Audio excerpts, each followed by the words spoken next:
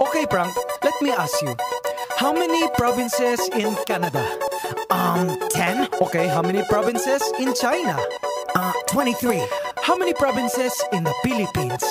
I don't know. How many? Believe it or not, 81. Abra, Kalinga, Aurora, Laguna, Maguindanao, Ifugao, Isabela, Aklan and Basilan, Sulu, Biliran, Leyte, Cagayan, Bulacan and Palawan, Batanes, Batangas, Bohol, Guimaras, Agusan del Norte, Agusan del Sur, Capiz, Cavite, Bataan, Masbate, Ilocos Norte, Ilocos Sur, Tadlac, Tawi-Tawi, Cebu, Sarangani, Camarines Norte, Sorsogon, Compostela Valley, Quezon, Zambales, Camarines Sur and Bukidnon, Zamboanga, Sibugay and Del Sur, Albay, Zamboanga del Norte din. There's Pampanga, Nueva Ecija, Nueva Vizcaya and Camiguin. These are the Philippine provinces. Every Pinoy in the world comes from one of them. Mabuhay! These are the Philippine provinces. In our 7,107 islands. Davao Oriental and Occidental, Davao del Sur, Davao del Norte, Negros Oriental and Occidental, Siquijor Mountain, Southern Leyte, South Cotabato, Catanduanes, Sultan Kudarat, Pangasinan, Misamis Oriental, Iloilo, Nogan Samar, and the eastern one, Surigao del Norte and del Sur, Misamis Occidental, Samar, Lanao del Norte and del Sur, Oriental Mindoro and Rizal, Benguet Antique and Marinduque, Dinagat Islands, then Romblon, Quirino Apayao and Cotabato, Occidental Mindoro, La Union.